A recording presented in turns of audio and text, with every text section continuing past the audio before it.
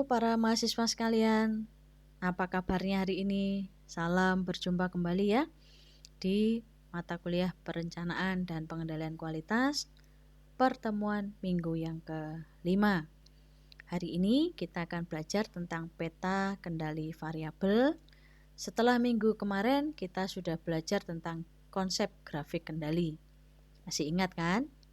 Minggu yang lalu kita belajar tentang bagaimana menginterpretasikan alias bagaimana memaknai bentuk-bentuk grafik yang akan muncul pada peta kendali. Nah, materi hari ini adalah kita akan belajar tentang bagaimana membuat peta kendali itu. Materi ini akan ada dua macam peta kendali variabel. Peta kendali variabel ada dua macam, X bar dan R control chart atau peta kendali X bar dan R. Lalu materi berikutnya nanti adalah X bar dan S control chart atau peta kendali X bar dan S. Ya. Sebenarnya peta kendali ada dua ya, peta kendali variabel dan peta kendali atribut. Nah, yang hari ini kita pelajari peta kendali variabel. Peta kendali variabel ada dua macam, X bar dan R serta X bar dan S. Yang akan kita pelajari hari ini adalah peta kendali X bar dan R. Yuk kita mulai ya. Apa sih yang disebut dengan peta kendali variabel atau grafik pengendali variabel? Sama saja ya istilahnya. Adalah grafik pengendali untuk data yang memiliki karakteristik variabel. Apa sih artinya karakteristik variabel itu? Karakteristik variabel adalah suatu karakteristik yang dapat diukur atau dinyatakan dalam bentuk ukuran angka. Artinya, grafik yang memetakan atau memolakan data-data yang bentuknya bisa diukur atau data-data yang berupa ukuran lah istilahnya gitu. Nah, ukuran tuh yang seperti apa? Itu ada contohnya, panjang, lebar, tinggi, berat, volume, dan masih banyak lagi. Jadi, kalau ketemu benda-benda atau produk-produk yang kita produksi berupa panjang, lebar, tinggi, berat, volume, dan seterusnya, dan kita pengen lihat apakah memang betul ukuran-ukuran variabel itu sudah sesuai dengan spesifikasi kita, maka kita lakukan grafik pengendali variabel sebagai alat untuk melihat apakah proses dalam keadaan terkendali atau tidak. Saya ambil contoh. Mari kita berbicara tentang let's say buku. Ya, mari kita berbicara tentang buku. Buku yang tebal deh, bayangkan buku yang tebal. Maka pada buku itu, kalau misalnya kita ini produksi buku nih, pas kita produksi buku, pada buku itu ada dua karakteristik besar ya, karakteristik variabel dan karakteristik atribut. Nah, karakteristik variabel berarti karakteristik mutu yang berbicara tentang tadi ukuran-ukuran. Maka dalam hal ini karakteristik variabelnya buku adalah panjang buku, lebar buku, lalu jumlah lembar dalam buku, atau kemudian tebal buku. Nah, itu namanya karakteristik variabel. Contoh saja ya. Sedangkan sekilas saya ulas tentang karakteristik atribut. Kalau karakteristik atribut seperti apa? Misalnya ketebalan kertas, warna kertas. Ketebalan kertas ikut ini ya, ikut variabel. Warna lah, warna kertas seperti apa? Itu kan warna kan tidak bisa diukur kan? Warna merah, warna biru kan tidak bisa diukur. Nah, itu contohnya untuk yang atribut. Contoh lain, mari kita berbicara tentang tahu misalnya. Tahu kan? Maka karakteristik mutu tahu ketika misalnya perusahaan menetapkan produksi tahu kita akan bagus jika panjang tahu sekian, lebar tahu sekian, lalu tebal tahu sekian, itu berarti tahu kita bagus. Kalau enggak memenuhi spesifikasi itu berarti jelek. Nah, itu berarti tahu tersebut mengikuti karakteristik variabel. Sedangkan kalau karakteristik atribut seperti apa? Karakteristik atribut berarti ya berupa sifat. Contohnya kalau tahu berbicara apa? Ya warna tahu misalnya. Kemudian apalagi? Kekenyalan tahu. Kenyal tidak kenyal. Warna putih sama kuning. Nah, misalnya seperti itu. Nah, itu berbicara tentang atribut. Ya. Contoh kalau misalnya orang, Bu, bagaimana? Kalau orang berarti katakanlah seorang cowok. Karakteristik variabelnya cowok adalah tinggi badan, berat badan, terus apa lagi? Tinggi badan, berat badan, ya anggap aja itu ya ukuran sepatu misalnya seperti itu. Tapi kalau karakteristik variabel, atribut, bagaimana kalau cowok? Warna kulit. Berarti kan warna kulit kan tidak bisa diukur kan? Warna kulit, terus habis itu apalagi? Bentuk hidung. Lalu apalagi? Warna kulit, bentuk hidung, kemudian apalagi? Baik tidaknya seseorang, itu kan berupa sifat. Jadi tidak berupa angka lah istilahnya kalau atribut, ya. Maka kembali lagi, karakteristik variabel adalah karakteristik mutu yang ditentukan oleh perusahaan dalam memproduksi produknya berupa ukuran, angka, atau ukuran-ukuran yang dinyatakan dalam bentuk angka, gitu ya. Nah, grafik pengendali variabel biasanya lebih efisien dalam memberikan informasi tentang proses dibandingkan dengan grafik pengendali sifat. Kenapa kok begitu? Karena grafik pengendali variabel itu ngomong angka, jumlah, panjang, lebar, tinggi, berat, volume, sehingga bisa langsung dilihat hasilnya. Kepanjangan berarti jelek, kependekan berarti jelek, terlalu tipis berarti jelek, terlalu tebal berarti jelek. Contohnya seperti itu. Jadi jauh lebih efektif daripada berbicara tentang warna. Misalnya kalau warna itu kayaknya warnanya bagus deh, jelek, itu bagus, itu kan jadi ukurannya susah kita melihat mengukur ukuran grafik pengendali sifat, ya. Itulah kenapa grafik variabel biasanya yang lebih sering dipakai daripada grafik pengendali sifat. Lebih sering bukan berarti grafik pengendali sifat tidak dipakai ya. Jadi kedua-duanya sangat penting dan memang dibutuhkan atau tergantung pada kebutuhan perusahaan pada saat memproduksi barang. Next, ini adalah grafik, kita belajar tentang grafik yang menunjukkan tentang bagaimana grafik pengendali itu mengendalikan nilai min, karakteristik, kualitas, dan variabilitasnya, ya. Jadi mari kita lihat 3 gambar berikut ini. Ada gambar A, ada gambar B, ada gambar C, ya. Mari kita lihat tentang grafik pengendali variabel. Grafik pengendali variabel pada dasarnya adalah grafik yang mengendalikan nilai min atau alias grafik yang mengendalikan nilai rata-rata karakteristik. Kok bisa begitu? Misalnya nih, kita menentukan panjang buku 15 cm. Maka kalau misalnya suatu ketika ada kejadian, katakanlah harga-harga bahan naik, sehingga kita tidak bisa membuat buku yang 15 cm. Kita bisanya membuat buku yang panjangnya 14 cm. Berarti kan ada pergeseran rata-rata produksi dari buku-buku yang akan dibuat oleh perusahaan. Nah, maka grafik pengendali variabel itu juga akan melihat apakah pergeseran min itu merugikan perusahaan atau tidak dari sudut pandang grafis. Nah, mari kita lihat ya. Pada gambar A, silakan lihat gambar A. Ini adalah grafik kurva lonceng dengan nilai X barnya adalah mu0. Mu0 itu berarti ukuran awal lah, istilahnya ukuran awal gitu ya. Ukuran awalnya sudah ditetapkan oleh perusahaan, X barnya adalah mu0. Ini contoh aja, misalnya nanti kamu tentukan 15 atau berapa untuk panjang buku atau tebal tahu atau apapun bebas.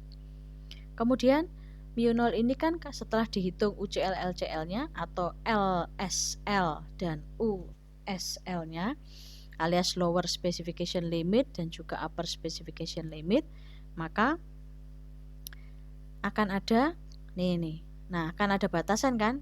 Jadi sudah bisa dihitung menggunakan X bar plus minus 3 kali standar deviasi. Atau ini kan standar deviasinya nih, sigma 0, mu 0, X barnya kan berarti mu 0-nya. Nah, menghasilkan LSL dan USL, ya kan? Nah, dalam hal ini mu dan sigma terkendali pada nilai nominalnya. Artinya pada mu 0 dan sigma 0. Artinya bahwa mu dan sigma dalam hal ini ya sesuai spesifikasi yang diminta oleh perusahaan. Ya. Hasil proses jatuh dalam batas spesifikasi, yaitu LSL ataupun USL. Ya. Ingat ya, minggu yang lalu atau bab 2 kita sudah membahas ini. Kurang lebih rumusnya adalah UCL, LCL adalah X bar plus minus 3 kali standar deviasi. Maka X barnya adalah mu 0 dan standar deviasinya adalah sigma 0. Ya. Kemudian ini sudah aslinya, lalu digeser. Min bergeser ke mu 1, di mana mu 1 lebih besar dari mu 0. Kalau mu 0-nya ada di tengah ini, awalnya di tengah, kemudian ketika rata-ratanya bergeser menjadi mu 1, maka dari itu batasnya kan akan bergeser juga kan, UCL LCL-nya akan bergeser. Berarti kan ada UCL LCL atau USL dan LSL 1. Kalau ini kan tadi USL dan LSL 0. Kalau ini berarti USL dan LSL 1. Nah, ketika dia bergeser, maka produk-produk titik-titik yang ada di dalam area mu 0 ini dia juga akan menunjukkan gejala tidak sesuai. Bagian produk yang tak sesuai akan lebih tinggi. Kenapa? Karena ada pergeseran ini sehingga menyebabkan LSL-nya jadi lebih jauh.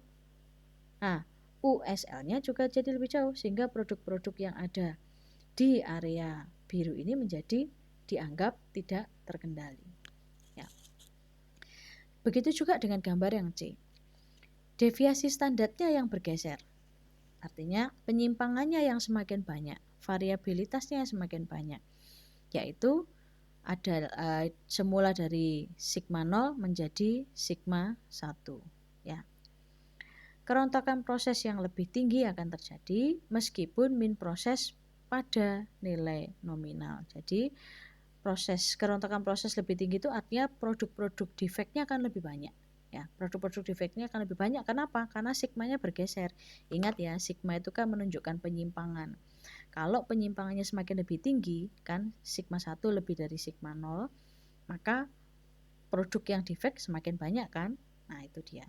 Meskipun standarnya masih sama, tetapi ketika yang terjadi penyimpangannya lebih banyak, ya tentu produk defeknya akan lebih tinggi. Nah, artinya di dalam slide ini kita belajar bahwa grafik kendali variabel itu akan membantu kita untuk menentukan berapa sih nilai mu yang pas, atau kemudian kita harus menetapkan nilai mu berapa supaya produksi kita tidak terlalu buruk. Nah, sehingga kalau muncul mu baru, memunculkan mu baru, maka kan ada USL atau UCL dan LSL atau LCL baru juga. Nah, maka pada grafik pengendali variabel ini kita akan melihat sejauh mana besarnya penyimpangan yang akan terjadi dan mencoba memperbaiki. Gitu ya. Mari kita lihat selanjutnya. Nah, ini tadi sudah saya jelaskan sekilas di awal, macam-macam grafik pengendali variabel. Pada dasarnya sih ada 3 macam yang tergabung dalam 2 kelompok, istilahnya begitu ya. Ada grafik X bar, yaitu grafik pengendali min, ada grafik R, grafik pengendali rentang, dan ada grafik S, grafik pengendali deviasi standar. Ya. Grafik pengendali min adalah grafik pengendalian rata-rata proses atau min tingkat kualitas. Jadi yang dicek adalah X barnya atau rata-rata sampel, ukuran sampel karakteristik variabelnya. Sedangkan grafik kendali R atau rentang adalah grafik pengendali rentang.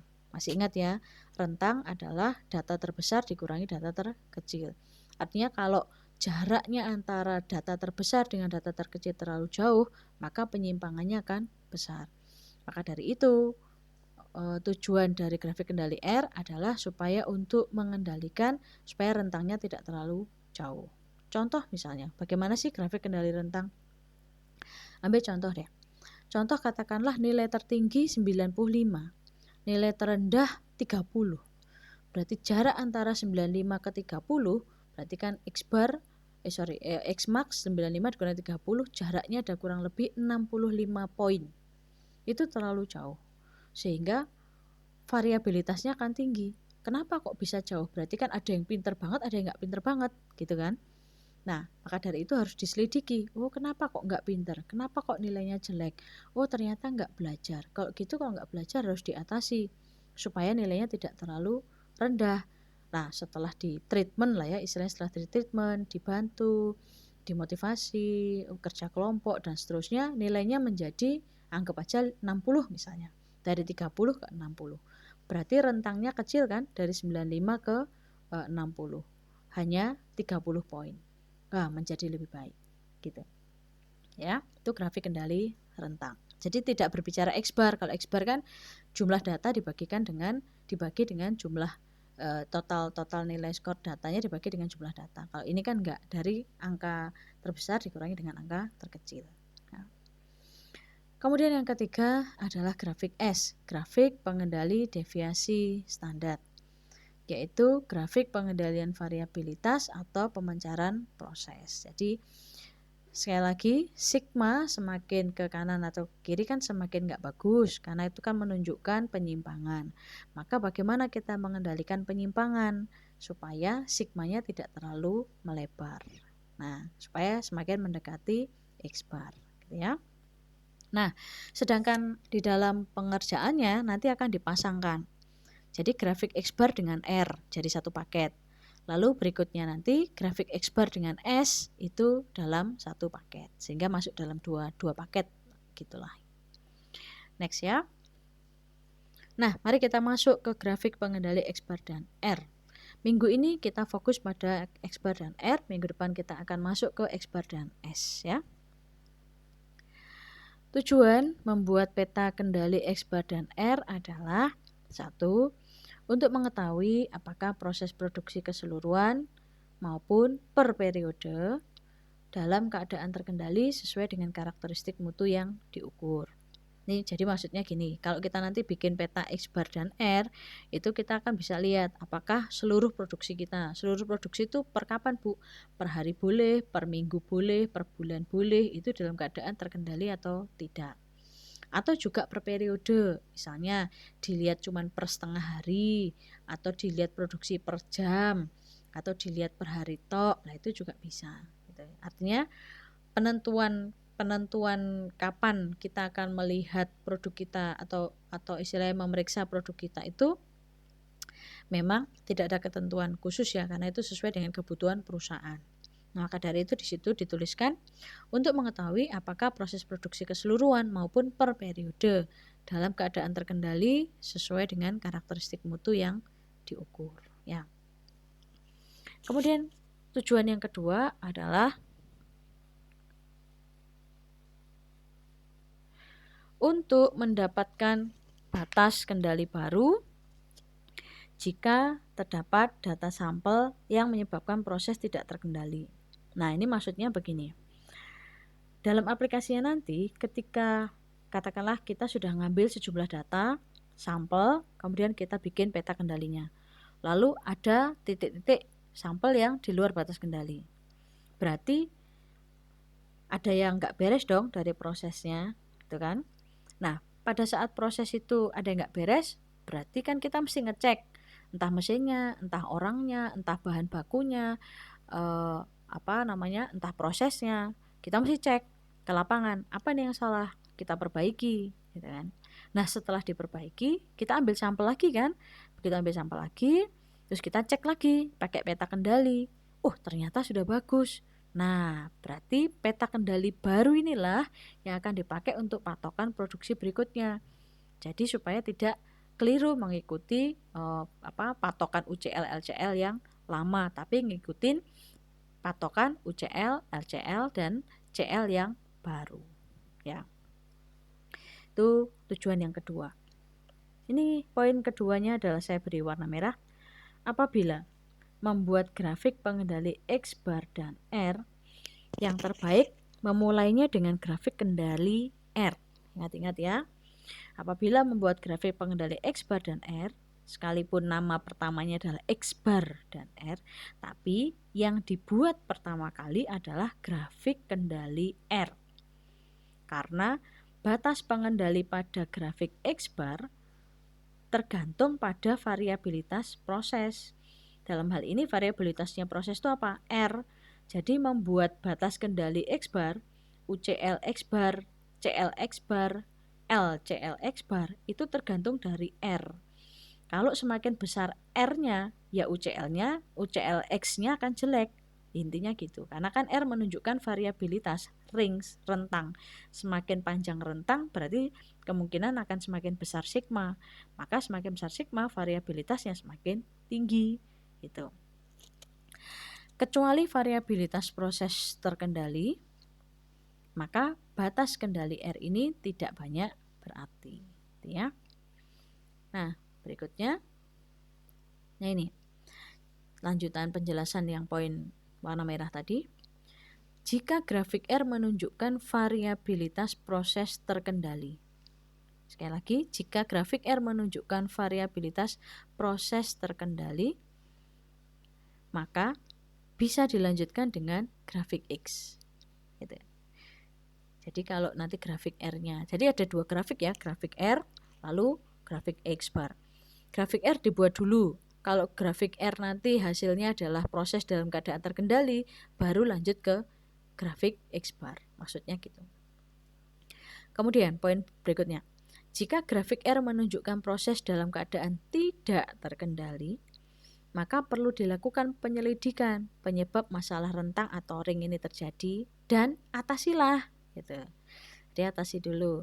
Lalu ambil sampel ulang dan dihitung ulang peta kendali R sebelum akhirnya membuat peta kendali X. Tuh, jadi rumusnya yang pertama pakai peta kendali R dulu. Kalau peta kendali R-nya terkendali, baru masuk ke peta kendali X. Intinya begitu. Tapi kalau peta kendali R-nya aja sudah di luar batas, ya peta kendali R-nya diperbaikin dulu, istilahnya gitu. Nah, diperbaikinya bagaimana? In reality di lapangan, yang harus Anda lakukan adalah Anda turun ke lapangan, Anda cek apa yang salah. Tanya ke karyawan, tanya ke operator. Mesinnya kenapa? Baik-baik aja. Atau bahan bakunya bagaimana? Baik-baik aja. Atau kemudian operatornya bagaimana? Ngantuk, sakit, sibuk, atau apa? Gitu. Nah, jadi faktor-faktor dicari lalu diatasi. Nah, tetapi secara teknis di dalam perhitungan nanti adalah data sampel yang menyebabkan proses tidak terkendali tidak dimasukkan atau dibuang dari perhitungan peta kendali.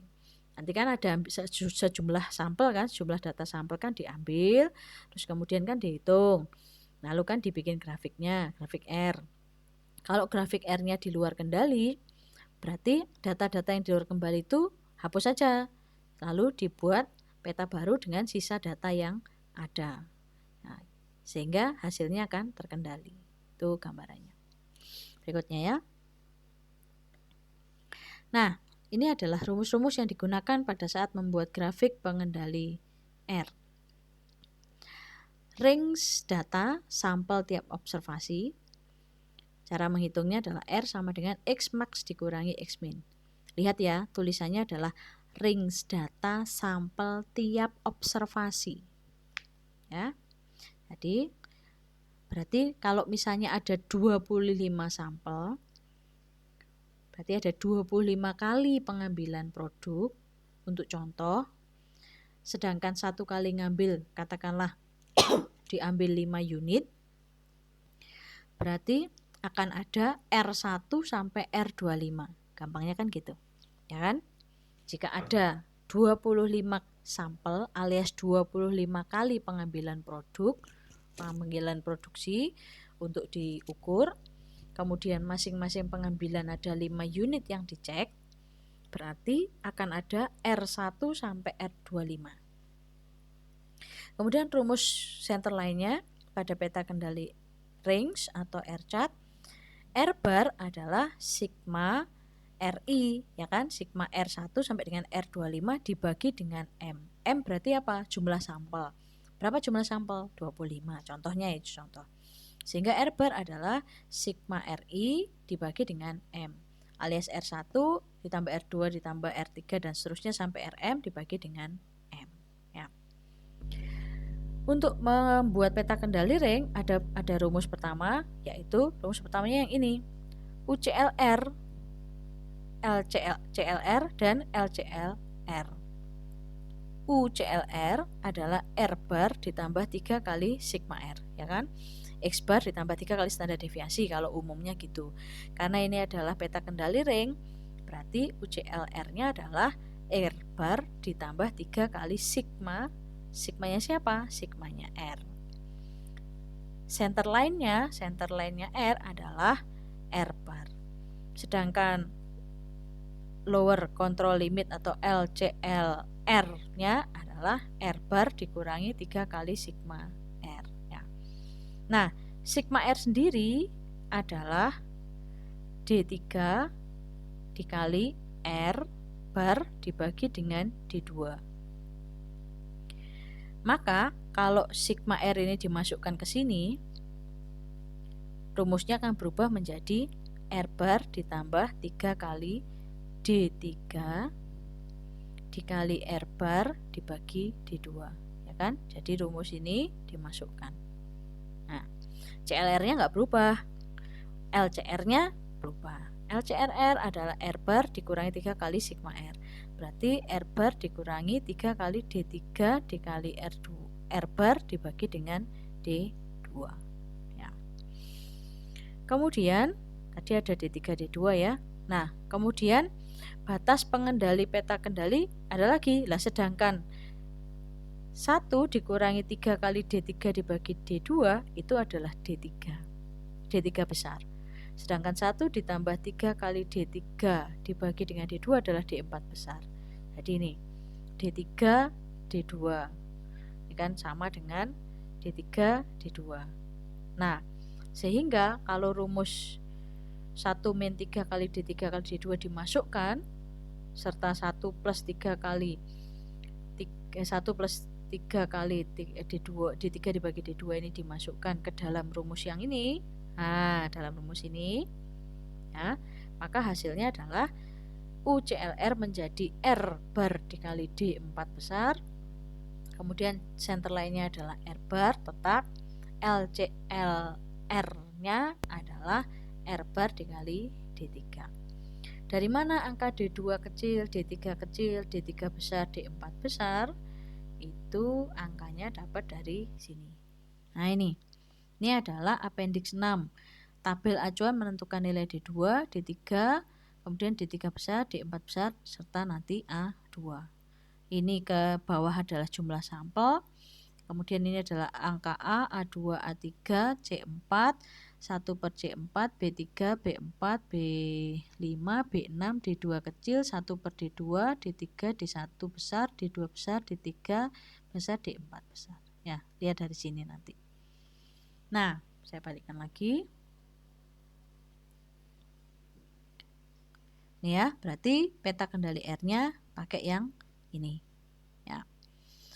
Udah, habis peta kendali R, nanti dibuat petanya kan, kemudian nanti kita lihat hasilnya. Kalau misalnya memang proses dalam keadaan terkendali, maka bisa dilanjutkan dengan peta kendali X, ya. Peta kendali X bar.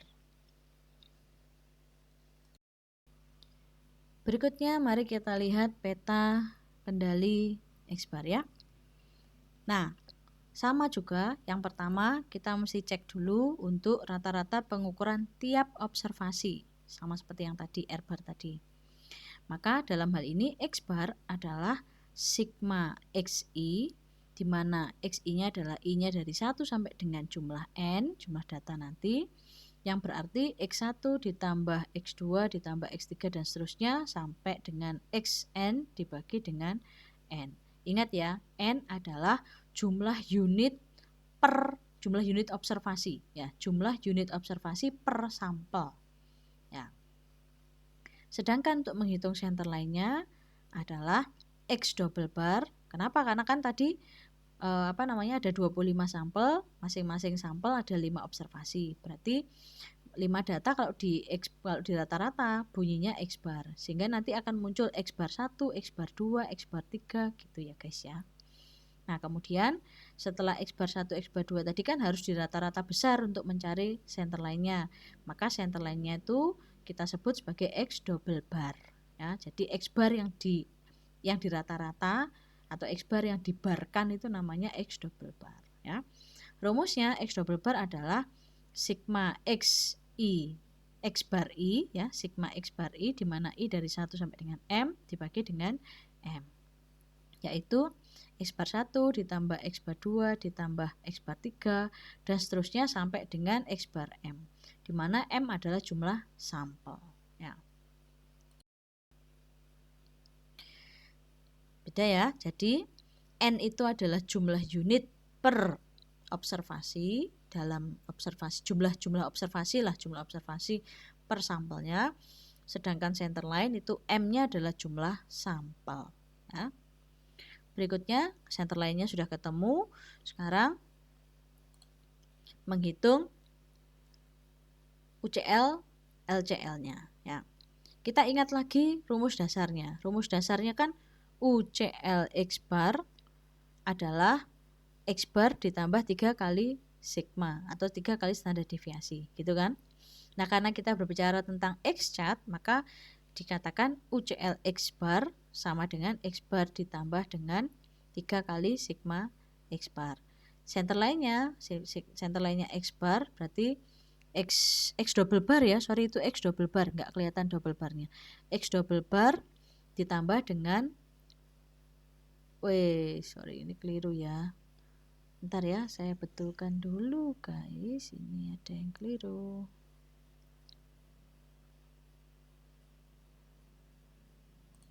Nah, ini harusnya ini cuman X double bar. Ya, oke.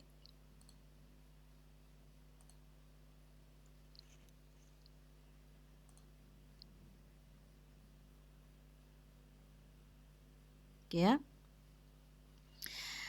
Saya ulangi, maka rumus dasar peta kendali rata-rata atau X bar chart itu kan UCLX, X bar ditambah 3 kali standar deviasi atau 3 sigma. CLX-nya adalah X bar, kemudian LCLX-nya kan adalah X bar dikurangi 3 kali standar deviasi. Dalam hal ini X double bar ya. Nah, maka dikarenakan ada sigma X itu adalah standar deviasi untuk rata-rata per observasi. Nah, karena dia standar deviasi untuk rata-rata observasi, kan X bar tadi kan observasi kan, maka rumusnya adalah sigma keseluruhan dibagi dengan jumlah data di dalam observasi itu.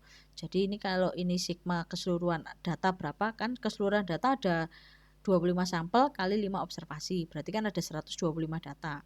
Nah, 125 data itu dicari standar deviasi besarnya berapa, dibagi dengan akar 5, yaitu 5 didapatkan dari jumlah unit per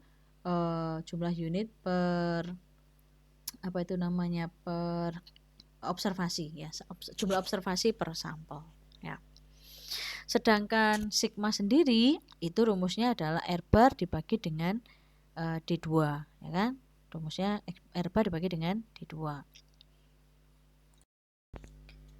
Maka rumus-rumus ini dimasukkan ke dalam rumus dasarnya. Jadilah nih UCL X bar adalah X double bar ditambah 3 dibagi dengan D2 kali akar 5 dikali R bar.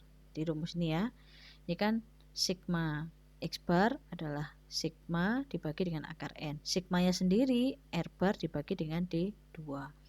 Sedangkan sigma X bar itu adalah rumusnya 3 kali ini. Jadi tinggal dimasuk-masukkan. Bisa kan? Nah, dimasukkan hasilnya UCL X bar adalah X double bar ditambah dengan 3 dibagi D2 kali akar N dikalikan dengan R bar.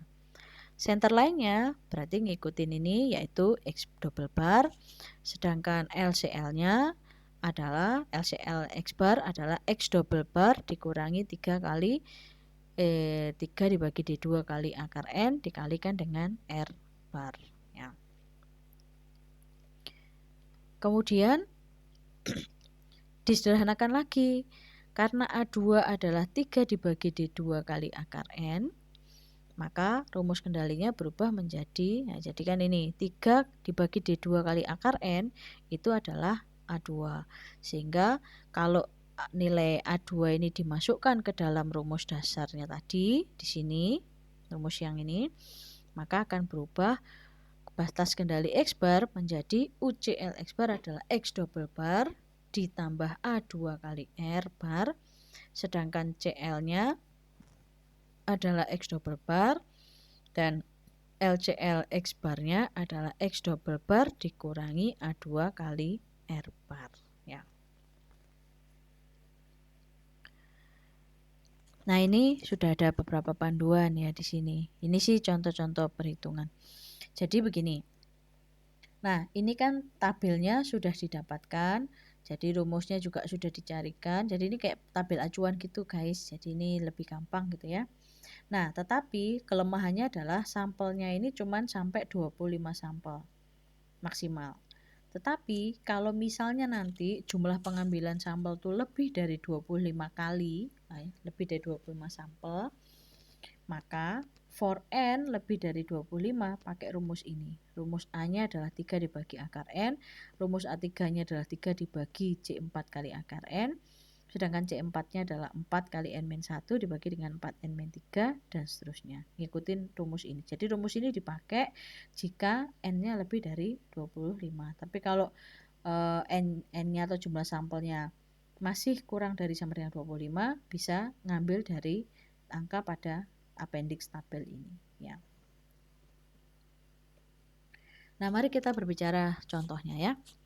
Contoh, cincin piston untuk mesin automobil diproduksi dengan proses penempaan, ditempa istilahnya. Diinginkan membuat pengendalian proses ini dengan menggunakan grafik X bar dan R ya. Telah diambil 25 sampel masing-masing berukuran 5 unit. Ini artinya ada 25 sampel itu 25 kali pengambilan. Masing-masing pengambilan itu ada 5 unit yang diambil. Nah, 25 itu diambilnya per kapan? Bisa per setengah jam, bisa per 1 jam, bisa per hari, harian, atau bisa ya umumnya sih kalau mau ngecek produksi itu bagus atau tidak ya waktunya pendek-pendek ya. Anggap saja misalnya ini per setengah jam. Per setengah jam diambil 5 gitu sampai sebanyak 25 kali. Itulah artinya diambil 25 sampel masing-masing berukuran 5 unit gitu ya. Nah, pertanyaannya adalah periksalah apakah proses produksi cincin piston ini dalam keadaan terkendali dan berapakah probabilitas produksi cincin piston di luar kendali ya.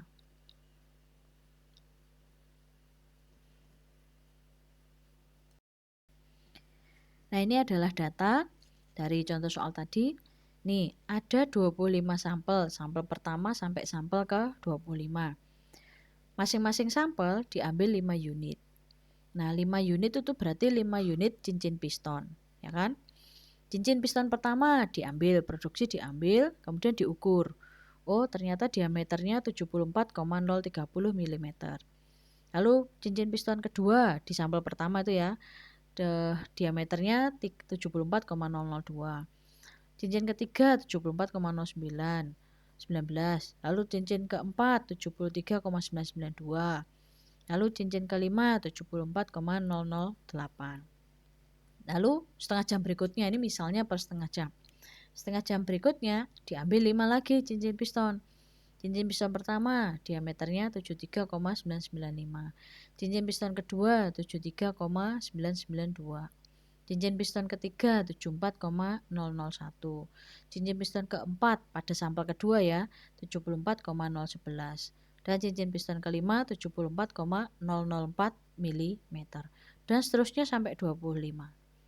Nah, ada juga di sini misalnya pada sampel ketujuh yaitu pada cincin piston keempat itu persis 74,000. Nah, baru kemudian langkah berikutnya adalah menghitung X bar I. Jadi X bar itu adalah X bar dari setiap sampel. Bagaimana rumusnya? Ya ini 74,030, 74,002, 74,019, 73,992, 74,008 dijumlah dibagi 5. Ketemulah X bar I. Hitung terus dari X bar I 1 sampai dengan ke 25. Ya. Kemudian begitu juga harus dihitung rentangnya RI. Kenapa kan kita mau menghitung grafik rentang? Ya. Berarti rentang pertama adalah data terbesar dikurangi data terkecil dari sampel pertama. Ini data terbesarnya adalah 74,030. Data terkecilnya 73,992. Berarti R1 adalah 74,030 dikurangi 73,992. Ketemulah 0,038. Lakukan hal yang sama sampai dengan ke 25, ya kan? Nah, maka dengan nilai N sama dengan 5 alias sampelnya ini kan 5 nih. 1, 2, 3, 4, 5 observasi. Dengan N sama dengan 5 maka nilai D3, tabel D3 adalah 0, D4 2,115. Mari kita lihat. D3 sampelnya adalah 5, lalu D3.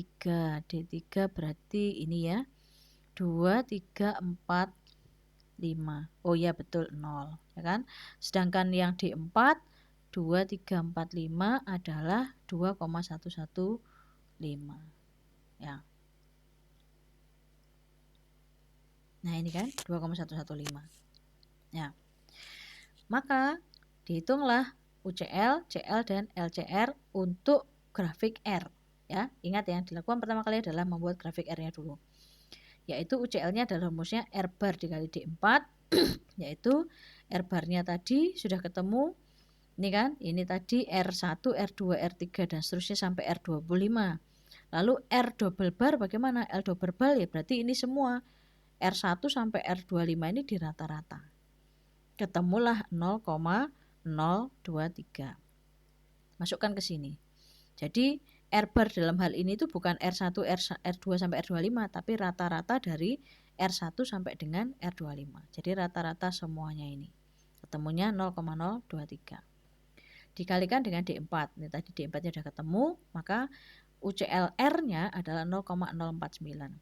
Sedangkan CL-nya adalah R bar atau L double bar, dalam hal ini 0,023.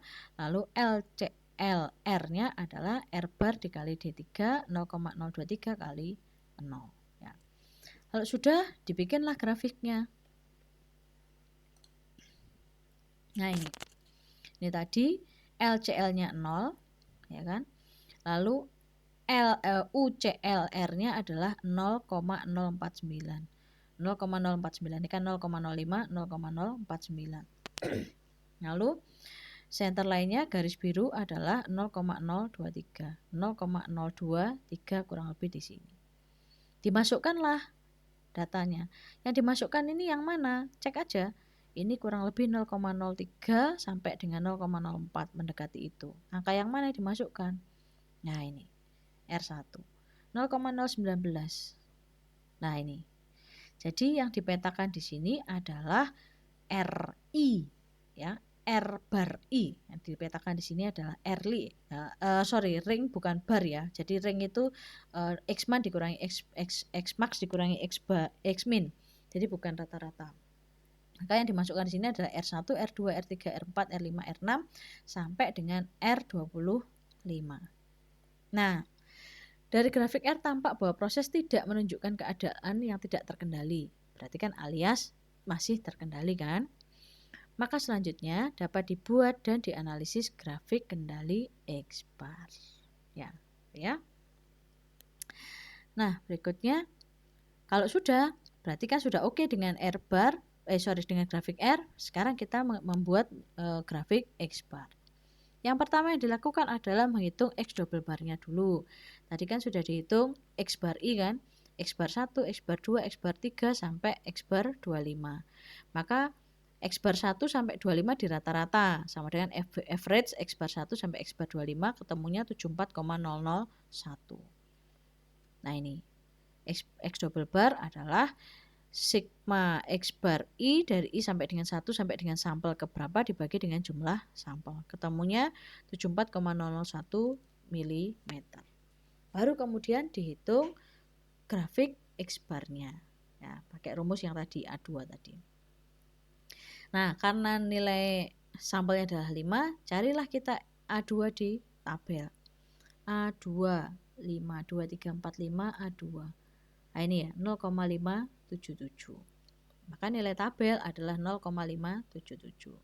Baru kemudian tinggal masukkan ke UCL X bar. Ingat ya, ini sudah UCL X bar nih karena kan ini X bar.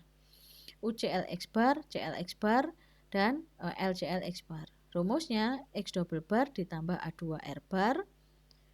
Lalu CL-nya adalah X double bar, LCL-nya adalah X double bar dikurangi A2 R bar.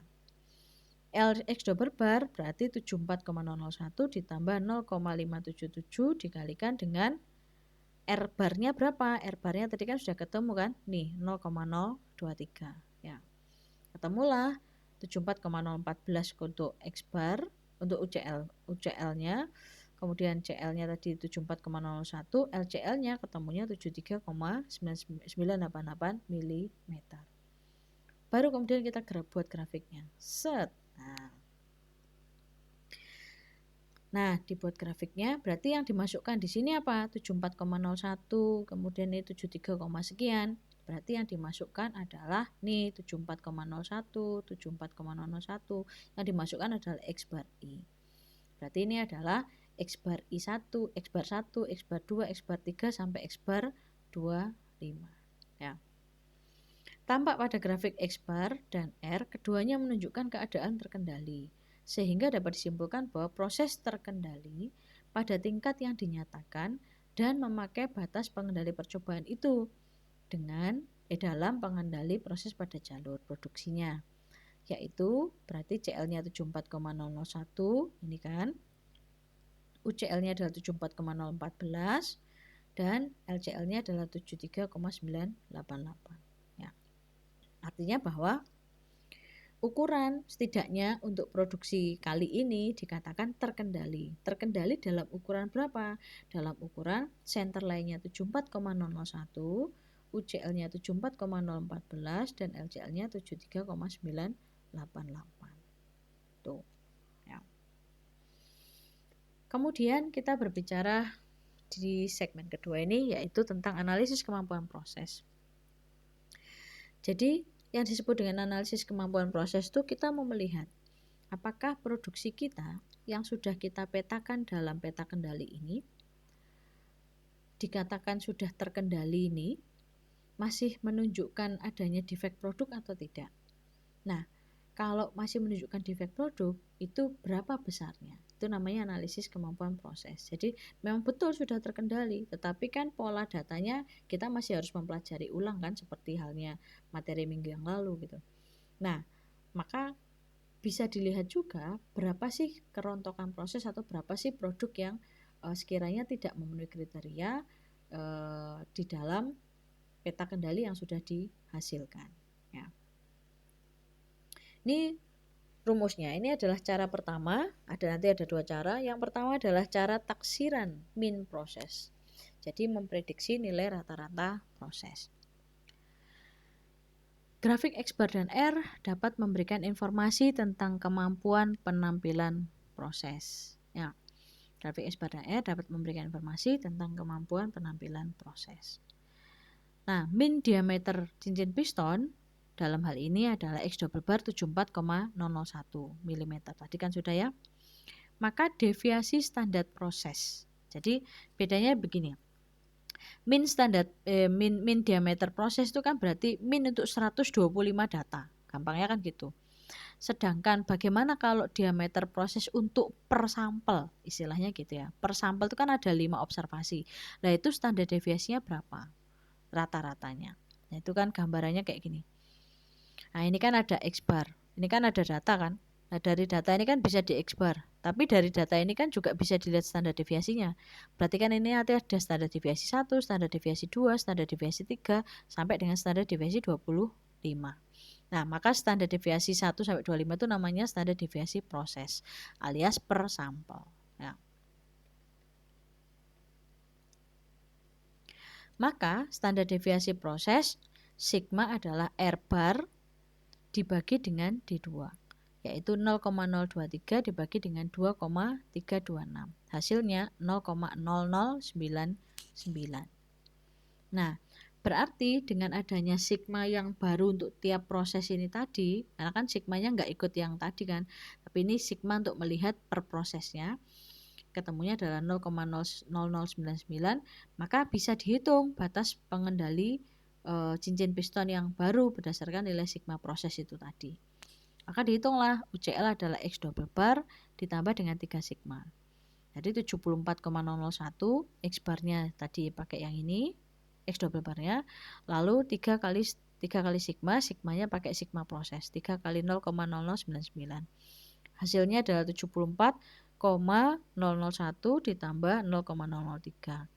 Rumus LCL-nya juga sama, X double bar dikurangi 3 sigma sama dengan 74,001 dikurangi 3 kali 0,0099 atau sama dengan 74,001 dikurangi 0,03. Hasilnya UCL-nya adalah 74,031 dan LCL-nya 73,971. Yang saya beri kotak ini semacam istilah gitu ya. Kalau ada istilah 74,001 ditambah 0,03 atau 74,01 dikurangi 0,03 itu artinya disebut batas kendali 74,001 plus minus 0,03 ya. Jadi jangan bingung. Nah, itu menunjukkan LCL. Jadi yang plus ini berarti UCL, yang bawah LCL. Ya. Nah, dengan menganggap bahwa diameter cincin piston adalah variabel random berdistribusi normal. Jadi ini diasumsikan bahwa diameter cincin piston itu berdistribusi normal dengan min tadi 74,001 mm dan standar deviasi prosesnya adalah 0,0099, maka taksiran bagian tak sesuai. Taksiran itu kan berarti perkiraan gitu ya, probabilitas. Maka perkiraan atau probabilitas bagian tak sesuai itu seberapa gitu. Nah, pakai rumus yang dari bab pertemuan keberapa? Ketiga kalau nggak kedua ya. Jadi berbicara tentang konsep dasar statistik. Nah, pakai rumus itu berarti P probabilitas berarti P X kurang dari sama dengan A sama dengan P kurung besar Z kurang dari sama dengan A dikurangi mu dibagi dengan sigma, atau sama dengan rho dikalikan dengan A dikurangi mu dibagi dengan sigma. Nah, dah dimasukkan. Berarti karena kita berbicara tentang UCL dan LCL, maka probabilitas dikatakan rusak jika tidak memenuhi kriteria dari UCL dan LCL kan. Berarti dikatakan taksiran bagian tak sesuai adalah jika kurang dari UCL, ya kan? Berarti kan di bawah batas di bawah batas LCL dan di atas batas UCL, ya kan? Sekali lagi ya. Jadi yang dikatakan dengan taksiran bagian tak sesuai atau prediksi atau perkiraan bagian tak sesuai, dikatakan tak sesuai itu kan kalau di luar batas kendali. Berarti di luar batas kendali itu kan kurang dari LCL atau lebih dari UCL, gitu kan? Maka yang kurang dari LCR kita simpulkan PX kurang dari berapa tadi batas bawahnya? 73,971. Berarti dikatakan jelek jika dia lebih rendah daripada LCL. Berarti X lebih kurang dari 73,971. Demikian juga tak sesuai jika dia melebihi UCL. Berarti P X lebih dari 74,031 ya. Nah, ini kan 74,031. Sorry, ini 0,31 ya. Ini agak nggak bisa dihapus ini. Jadi nanti dicek. Nah, kemudian dihitung sama dengan PX kurang dari 73,971 ditambah. Nah, jangan lupa kalau PX lebih dari itu kan rumusnya, lihat rumus minggu yang lalu ya. X lebih dari itu berarti adalah 1 dikurangi PX kurang dari, gitu kan? Berarti tinggal dimasukkan saja, yaitu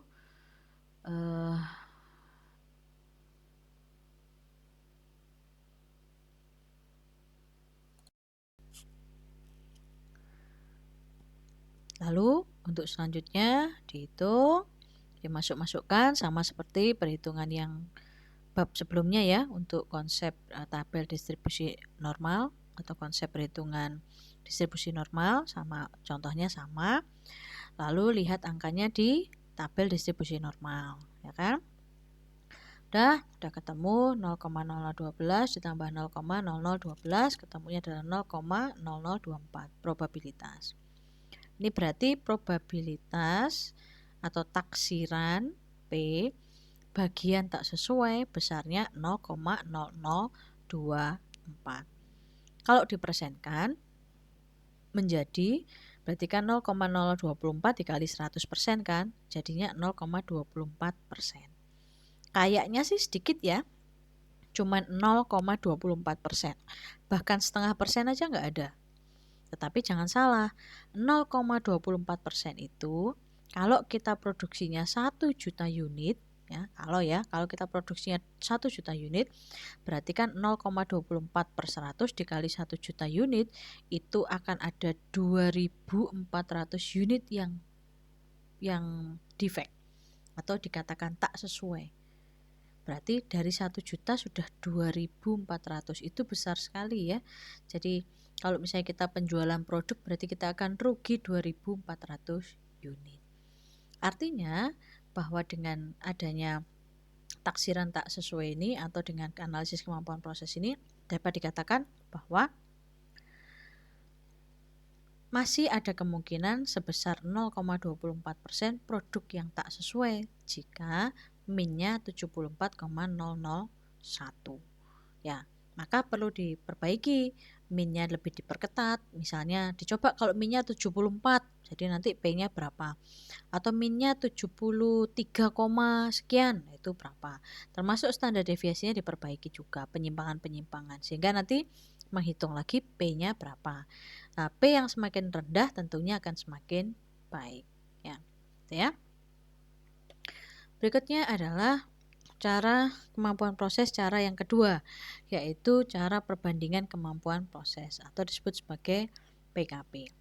Nah, cara lain untuk menyatakan kemampuan proses adalah bentuk perbandingan kemampuan proses, di mana batas spesifikasi atas dan batas spesifikasi bawahnya pakai rumus adalah BSA, batas spesifikasi atas, BSA dikurangi BSB dibagi dengan 6 sigma. Nah, note 6 sigma adalah definisi dasar kemampuan proses. Jadi konsep Six Sigma itu konsep melihat seberapa banyak penyimpangan yang dilakukan berdasarkan pada nilai sigma sebesar 6. Jadi lebih lebar. Jadi kenapa kok sigmanya banyak banget, Bu? Supaya kita bisa tahu seberapa longgar sih sebenarnya gitu. Itu tuh makanya sigmanya dibikin besar. Terus maka untuk proses cincin piston didapatkan PKP 74,030, BSA tadi ya UCL dikurangi LCL lah, makanya dibagi dengan 6 kali sigma, ketemunya PKP 1,01. Berarti bahwa batas toleransi alami dari proses yaitu 3 sigma dan 3 sigma di atas UCL dan di bawah 3 sigma di atas min dan 3 sigma di bawah min, itu hampir tepat berhimpit dengan batas spesifikasi atas dan spesifikasi bawah. Ya. Akibatnya cukup rendah cincin piston yang tak sesuai yang akan diproduksi.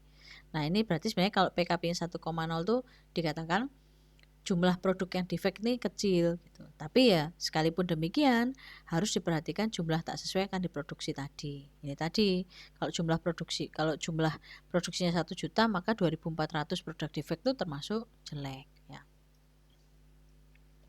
Nah, ini adalah maknanya. Proses kalau PKP-nya lebih dari 1. Nah, lihat grafiknya ya. LSL itu adalah lower specification limit. USL adalah upper specification limit. Sedangkan LNTL adalah lower natural tolerance limit. Jadi toleransi alami, natural tolerance. Sedangkan UNTL adalah upper natural tolerance limit. Nah, 3 sigmanya tetap ya, atas bawah 3 sigmanya tetap, cuman dia 3 sigma memanjang lah istilahnya kayak gitu. Nah, ini mu-nya tetap di tengah. Jika batas spesifikasi terletak di luar batas toleransi alami. Nih kan, batas spesifikasi ada di luar batas toleransi alami, akibatnya tidak akan ada unit yang diproduksi yang tidak sesuai. Berarti semuanya masih baik-baik saja. Nah, kenapa? Karena batas spesifikasi itu batasan yang ditunjukkan oleh proses di pasaran. Sedangkan LNTL ataupun UNTL itu adalah batas yang kita punya spek sendiri. Gampangnya gini, kalau kita produksi barang, kita pengennya harus bagus, pokoknya sesuai spesifikasi.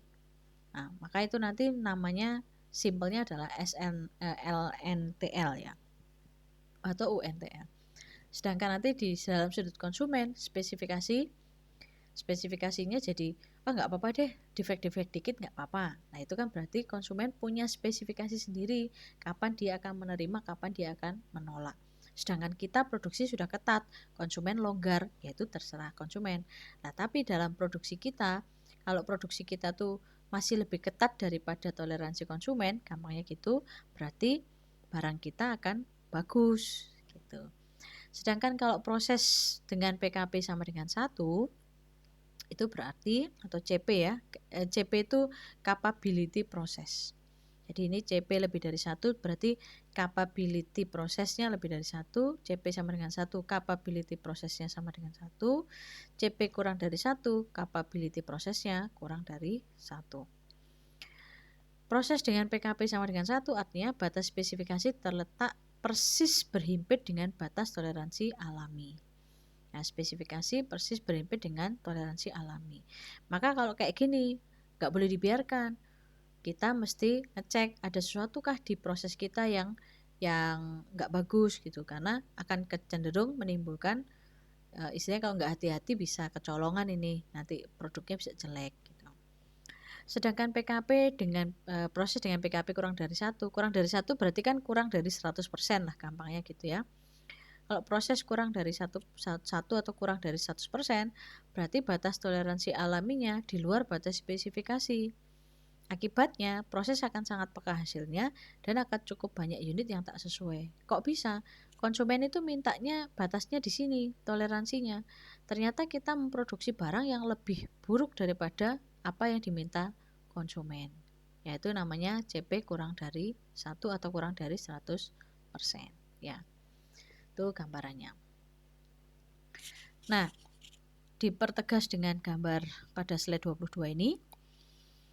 Control limits dan specification limit, what is the difference? Apa sih bedanya? Gitu ya.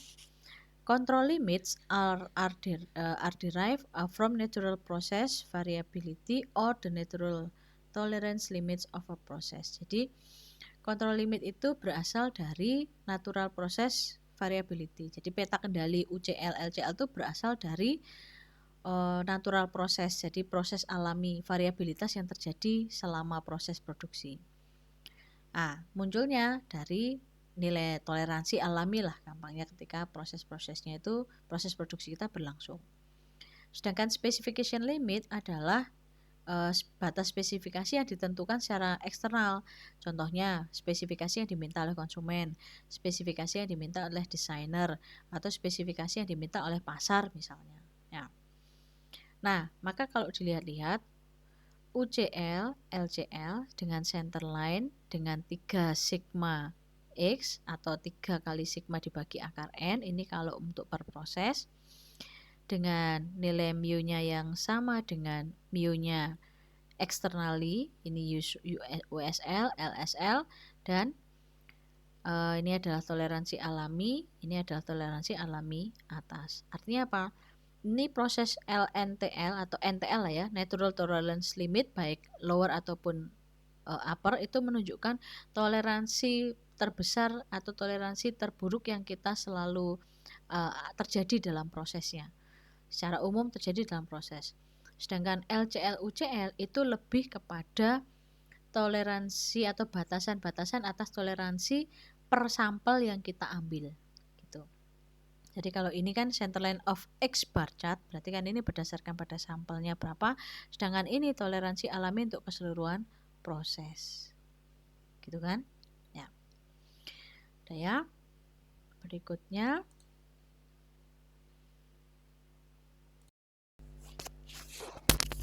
Berikutnya mari kita belajar tentang interpretasi grafik X bar dan R. Ada beberapa pola ya. Yang pertama adalah pola siklis. Nah, kalau dilihat-lihat pada grafik yang ada pada slide 24 ini menunjukkan pengulangan pada beberapa titik ya, atau pada beberapa sampel number ya.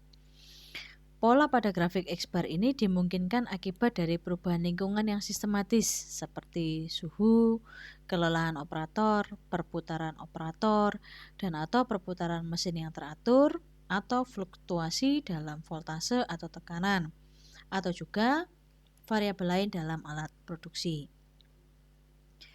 Kadang grafik R akan menampakkan gerakan siklis karena jadwal pemeliharaan, kelelahan operator, ketidaktahanan alat sebagai akibat dari variabilitas yang terlalu besar. Ya. Artinya, pola siklis terjadi, misalnya saja pada contoh, katakanlah kelelahan operator, pada titik tertentu operator itu bekerja baik-baik saja, kemudian ada kesalahan, kemudian bekerja baik-baik lagi, kemudian kesalahan lagi, dan seterusnya. Ini pola siklis.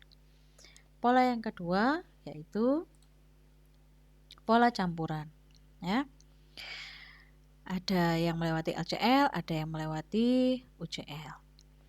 Suatu pola campuran ditunjukkan apabila titik-titik yang tergambar cenderung jatuh dekat atau sedikit di luar batas pengendali, dengan titik-titik yang relatif sedikit dengan garis tengah. Jadi yang dikatakan pola campuran itu sedikit sekali titik-titik yang mendekati X bar atau mu, tetapi lebih banyaknya mendekati UCL atau LCL. Pola campuran ini merupakan akibat dari pengendalian yang terlalu ketat, di mana operator terlalu sering melakukan penyesuaian proses, bukan karena sebab-sebab sistematik, melainkan karena variasi random dalam hasil produksi. Artinya ukurannya jadi terlalu ketat, sehingga begitu ketemu sampel yang lebar atau sampel yang melebar atau sampel yang melebar mendekati UCL atau yang dia lebih rendah atau dekat dengan LCL, menjadi tampak istilahnya sangat random ya, dekat dengan UCL dan LCL ya. Kemudian yang ketiga adalah pola pergeseran dalam tingkat proses.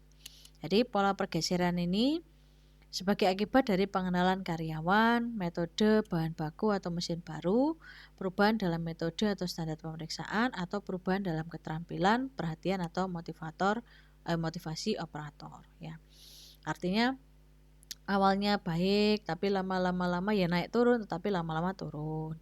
Ini berarti karena karyawan katakanlah sedang mengenali sistemnya misalnya, atau adanya metode baru ya.